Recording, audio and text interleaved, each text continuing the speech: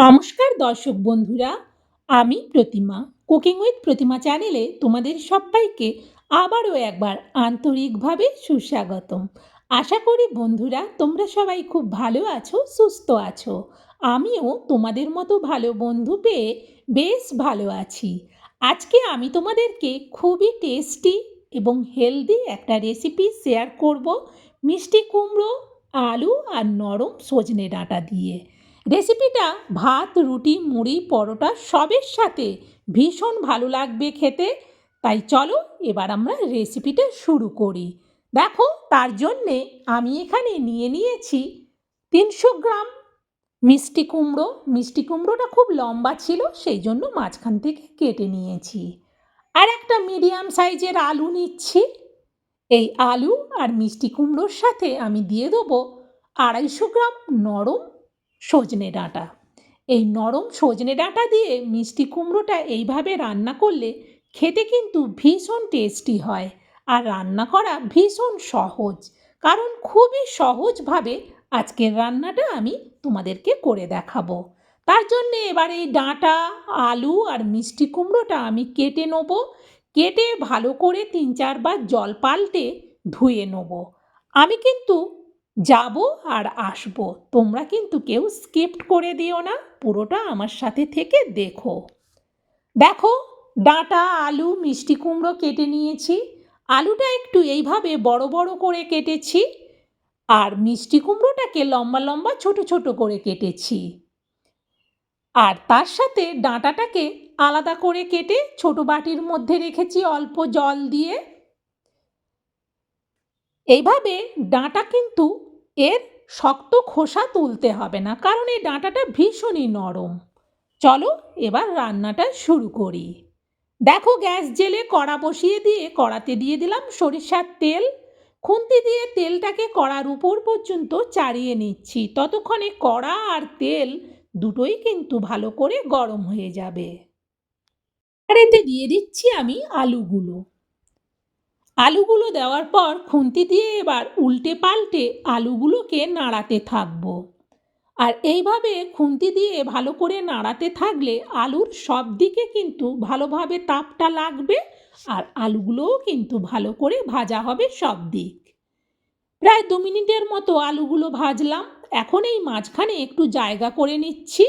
এই গরম তেলের মধ্যে দিয়ে দেবো ফোড়ন।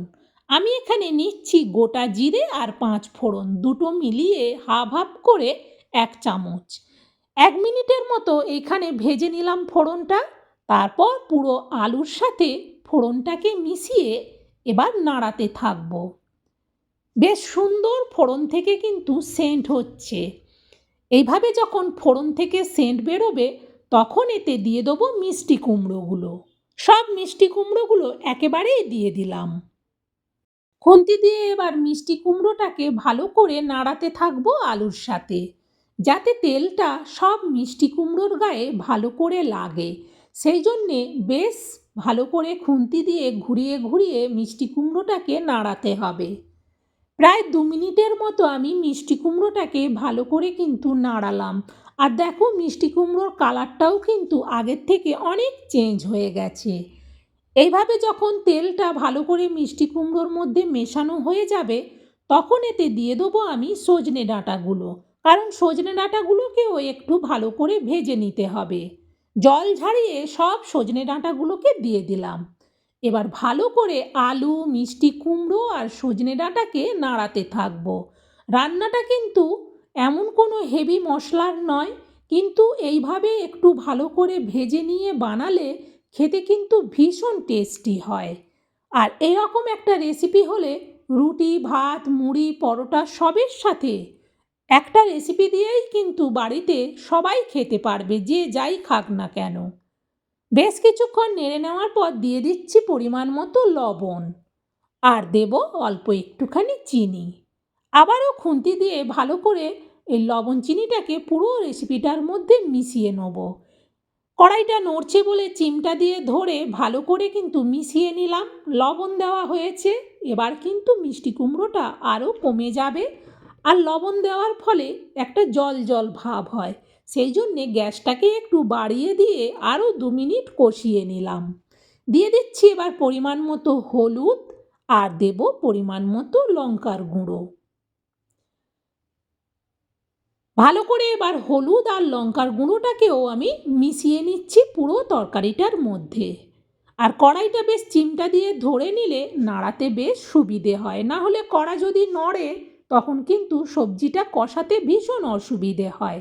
সেই জন্যে এইভাবে চিমটা দিয়ে ধরে ভালো করে আলু, মিষ্টি কুমড়ো আর সজনে ডাঁটাটাকে দেখো ভেজে নিয়েছি। সুন্দরভাবে কিন্তু এটা কষানো হয়ে গেছে। এখন আমি এতে দিয়ে দেবো একটা পেঁয়াজ। আজকে আমাদের নিরামিষের দিন নয়, সেই জন্যে একটা পেঁয়াজ দিলাম। পেঁয়াজটা দেওয়ার পর একটু ভালো করে খুন্তি দিয়ে সব সবজির মধ্যে পেঁয়াজটাকে মিশিয়ে দিলাম। আর পেঁয়াজটাকে এইভাবে শেষের দিকে দিলে এর কিন্তু একটা আলাদা টেস্ট হয়।